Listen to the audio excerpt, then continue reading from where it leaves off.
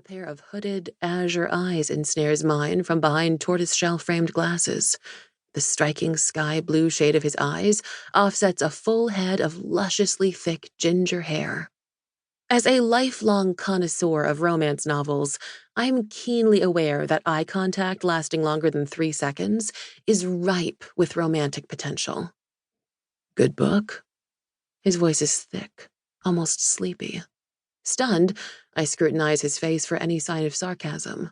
That's the thing about reading romance. Book covers depicting unfairly attractive half-nude models embracing in a passionate lip lock are perennial targets of mocking and snobbery. Welcome to the patriarchy. Sweat pools into the underwire of my bra when he smiles, revealing teeth so white they appear artificial under seizure-inducing subway lighting. His question takes me off guard, and he can tell because he bashfully follows it up with, "I read a little romantic suspense, if you're wondering." My toes curl inside my nursing shoes. Has fate gifted me an emotionally adept romance-reading Prince Harry look-alike? Because I'm eternally void of all chill, I spew questions at rapid-fire speed. You read romance?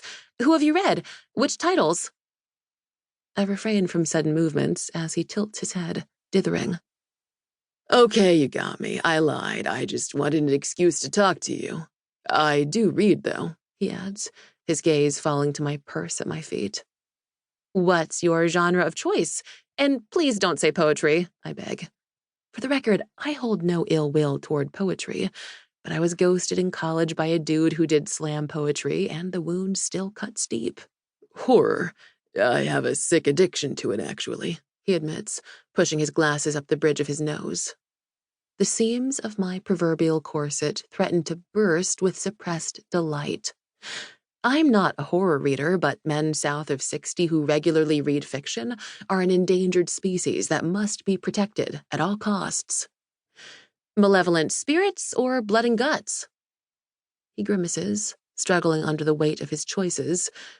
Can I say both? Is that creepy?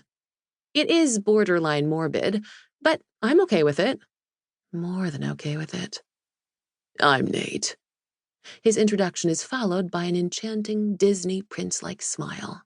I'm Tara. Our gazes lock again, kicking my heart into overdrive. It's hammering, fast and furious. Either I'm going into cardiac arrest, or I'm having a meet-cute with a blueprint of square-jawed perfection. It's hard to say.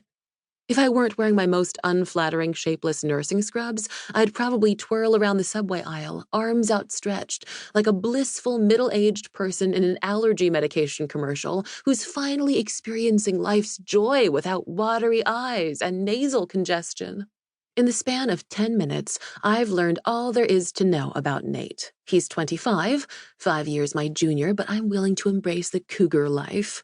Works at an investment firm, owns his very own condo, would choose mustard over ketchup if stranded on a remote island, and is secure enough in his manhood to admit his fondness for Taylor Swift's latest album. Creatures like him are a romance reader's wet dream.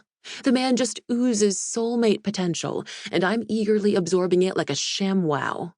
In fact, peak soulmate status is reached when he waves enthusiastically at a cherub-faced toddler waddling up and down the aisle.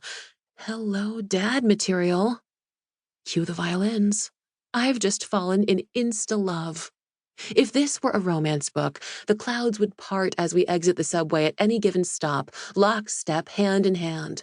We'd spend the cool October day doing the usual things soulmates do, ignoring all responsibilities, discovering random dives around the city, drinking liquor wrapped in a brown paper bag, and revealing all our emotional baggage as the sun sets.